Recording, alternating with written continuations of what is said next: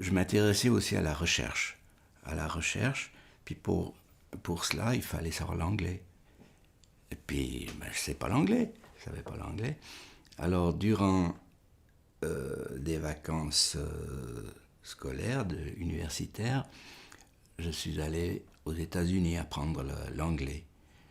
Et puis c'était une vraie catastrophe, parce que bien sûr j'avais mon bouquin, l'anglais sans peine, que j'avais potassé un peu, mais je savais juste comment faire taper dessus, mais pas dire d'arrêter, quoi.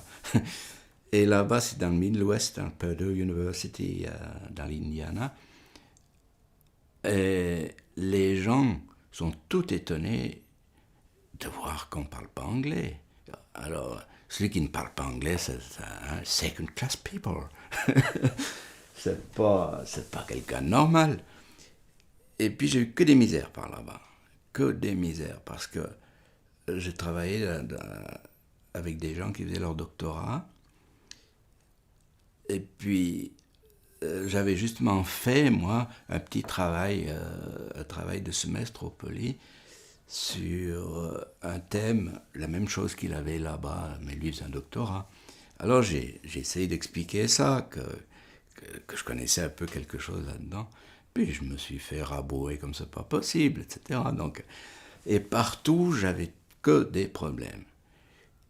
J'allais acheter des cartes, je me souviens au début, c'était 50 cents, puis moi j'ai compris 15 cents. Alors j'ai donné 15, puis je me suis fait traiter de voleur, parce que, etc. Et puis, 1 franc, donc il fallait 4 francs 33 à l'époque pour faire $1. C'est pas comme maintenant. Alors, il y a aussi tout le calcul enfin, j'ai très très mal passé cette période-là. Je suis resté donc 2 mois, et puis 1 mois j'ai voyagé. Et 3 semaines après l'arrivée dans cette université là-bas, où il y avait beaucoup de jeunes, et puis on avait un avantage fantastique. Il y avait un copain qui était avec moi là-bas, on avait un avantage fantastique, parce que pour nous, le système métrique nous était connu, alors que là-bas, ils voulaient introduire le système métrique. Et puis on était dans une station de recherche sur le sorgho, et puis on avait toutes sortes, avec 4000 variétés de sorgho différentes, qu'ils devaient essayer de voir pour les pays en voie de développement. C'était la révolution verte, un peu dans ce style-là. Je trouvais ça très très intéressant.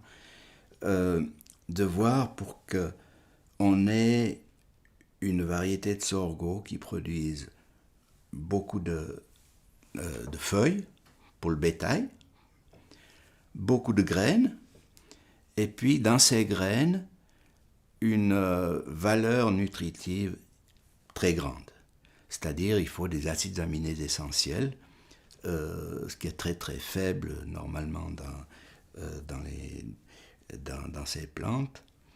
Alors on essayait d'avoir beaucoup de protéines, et dans ces protéines encore beaucoup d'acides aminés essentiels. Et il y avait des plantes qui étaient toutes petites, il y avait des plantes qui étaient énormes, et des sorgho à balais, etc. Il y a des sorgho qui faisaient 4-5 mètres de haut, il y avait des sorgho qui avaient 60-80 cm. Alors, il s'était aperçu qu'il y avait une relation entre la surface de la feuille supérieure, juste sous l'épi, et puis la teneur en protéines. Alors la flag leaf, donc cette feuille qui est juste sous les graines. Alors on devait mesurer la hauteur des plantes, et puis la surface de cette flag leaf, c'est-à-dire la longueur et la largeur maximale. C'est tout ce qu'on devait faire sur des parcelles et des parcelles et des parcelles. Et 62 hectares. Bon. Puis moi j'étais avec mon copain, puis pour nous c'est facile, quand on a un petit, on sait que c'est 8 ou 10 cm comme ça, si on a mesuré 1 ou 2 fois, on a ça dans l'œil, puis 3 mètres de haut, on voit ce que c'est. Mais les autres qui avaient toujours travaillé avec des inches et des feet et des choses comme ça leur était impossible de faire. Et nous faisions entre les deux le travail que faisaient 5 groupes. Il y avait cette possibilité, cette impossibilité d'apprendre l'anglais avec des gens. Et moi, j'avais une méthode, alors, parce que j'aime bien, quand je veux apprendre quelque chose, j'aime bien faire les choses systématiquement. Alors, je posais des questions. Qu'est-ce que c'est ceci? Qu'est-ce que c'est ça? Alors, qu'est-ce que c'est si c'est un verre? Alors, comment on dit glace? Après, j'ai essayé de faire une phrase. Avant que j'ai oublié, j'ai essayé de faire une phrase avec un mot que je venais d'apprendre. Alors, ils ont tout de suite compris, mon stratagème. Ils ont commencé à dire des choses fausses, puis des choses si possible pornographiques. Et ça venait terrible. Je pouvais plus essayer de m'exprimer en anglais parce que je disais que des cochonneries, puis sans me rendre compte très bien. Et il y avait aussi quelque chose de fantastique aux États-Unis, il y a des tas de gens qui invitent. Si on n'est pas là, comme tout le monde, on se fait inviter, etc.